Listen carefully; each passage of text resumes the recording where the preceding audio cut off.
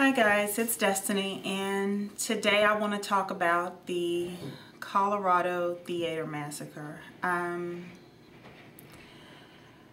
First of all, I have not seen Dark Knight Rises. I think that's the longest movie name next to Harry Potter films. So I believe I'm just going to stick with The Dark Knight Rises, and if I'm wrong, somebody will correct me in the comments. But I haven't seen it. I have seen the other Batman, I guess the most current movies, and David and I do intend on seeing it. But I'm not gonna lie, right now, this whole thing with the shooting has kind of numbed me to wanting to see the movie. I don't really understand why. I'm not afraid that it's gonna happen where I'm going. I don't have this deep-rooted fear that somebody's gonna come in and shoot up the theater. It's just, right now, anytime I see a preview or a banner about the movie, my mind automatically goes to the shooting and the victims and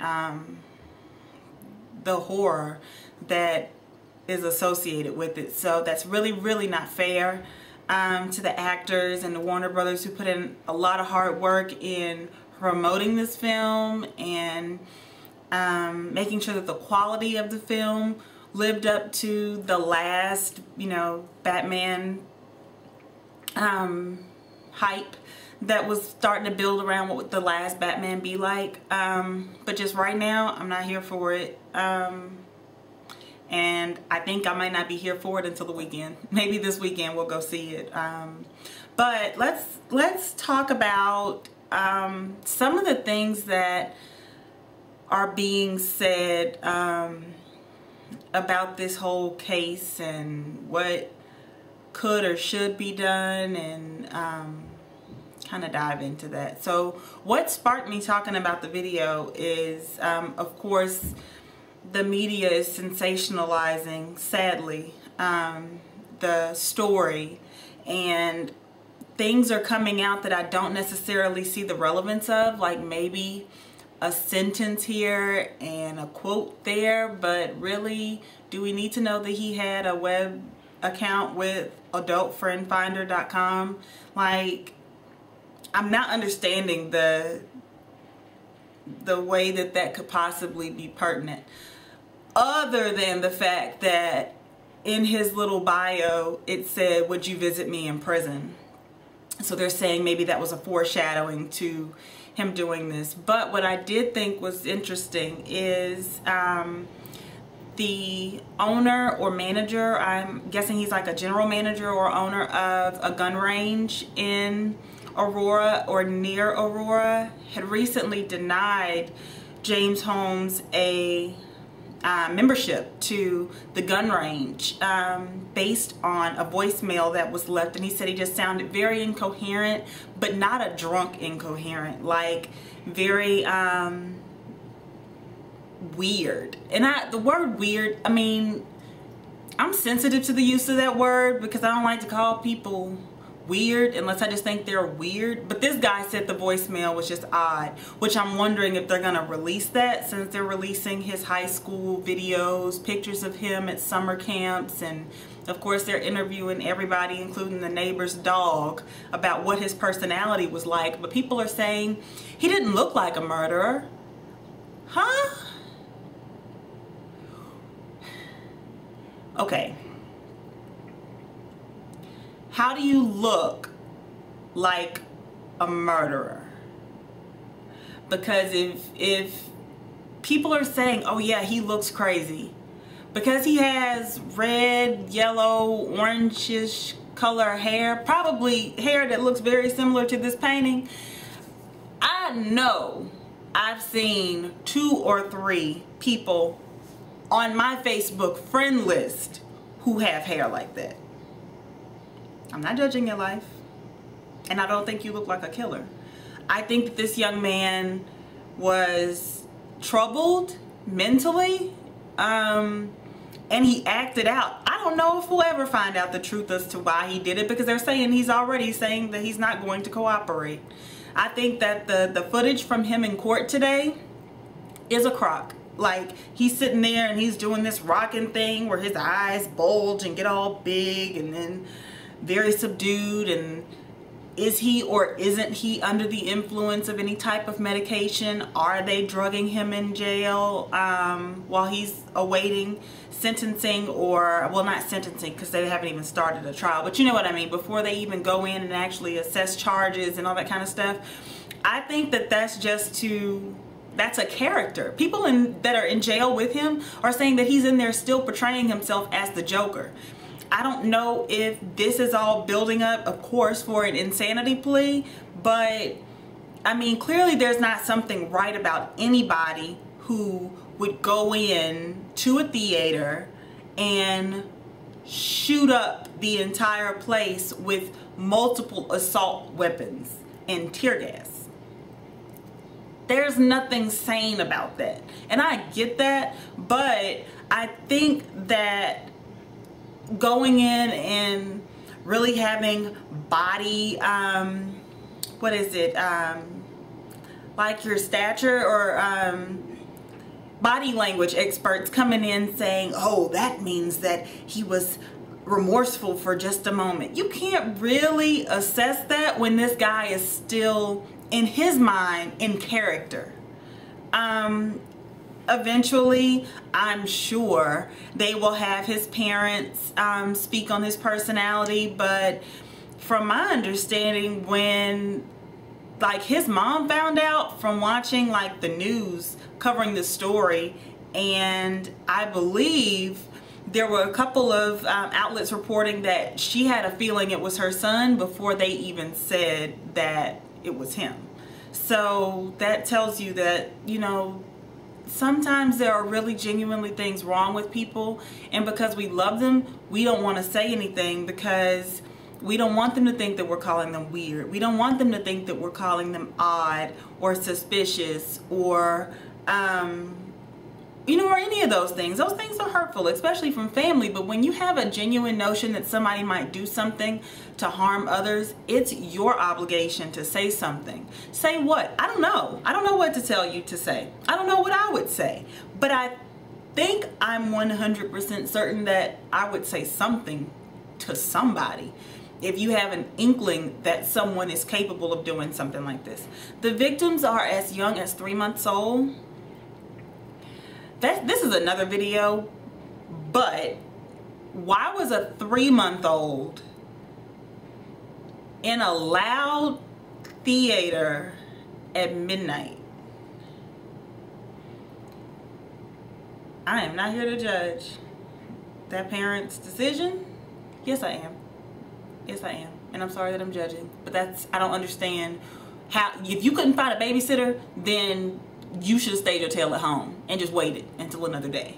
But I'm sure that that parent feels bad enough, especially since a 3-month-old was shot. I don't mean to be harsh, but that's the harsh reality of things. Some of the decisions that people make, you know, I'm not gonna go there. That's another video. But a 3-month-old, a 6-year-old has died, a 9-year-old was killed. There were 12 people that died, and I believe it was 58, the count is 58, that were seriously wounded or injured from the tear gas. I don't know where all these hateful comments are coming from, but people are saying stuff like, if you were gonna kill people, we don't understand why you can just kill yourself. Talking about James Holmes, saying that he should have killed himself. Like, I don't know what that says about the people that are saying these types of things, that you would suggest somebody kill themselves. I would think to suggest that person to reach out and get help. Why didn't you ask for help? Or why didn't you just go to a hospital and say, I'm having these thoughts? I mean, surely he was doing it for attention. I'm not trying to justify what he did, but I don't think that that makes you justified in saying that he should have committed suicide. That's a sick thought process. Now, I commented back to someone who made a comment, you know, saying that, And they asked me, well then Destiny, what would, if those were the only two options, you say you would rather him shoot up a theater of, you know, and hurt 71 people and, you know, 12 of which died? No, I'm not saying that if I had to choose between this guy suggesting that he commit suicide or him acting out what he did in shooting, then see, I can't even say it hypothetically. Then if those are the only two options, then my God, I mean, I guess, yeah, then of course, see, I can even say of course to that. Like, yeah, fine, the suicide makes more sense because less people get hurt and less people die. But like, seriously? Think before you say some of the things that you're saying. They're saying, you know, should he face the death penalty, that this is such a heinous crime, that this is surely going to be a death penalty case. You guys, most of you guys that are not new to my channel, or some of you who are just friends of mine that are supporting me, which I appreciate, already know how I feel about the death penalty. I don't support it. I'm not here for it. I don't want to hear about it. I want to sign every petition against it because I do not think that we reserve the right to take somebody else's life because they took someone else's. Thou shalt not kill.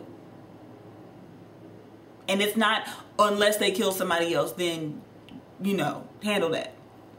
That's just how I feel about it. Do not attack me. That's my opinion. I don't attack yours. I just say I don't agree with it and I move on. We take that and move on, because I do not see why we can't use some of this free land in at least the continental 48 and build more lifetime sentence prisons.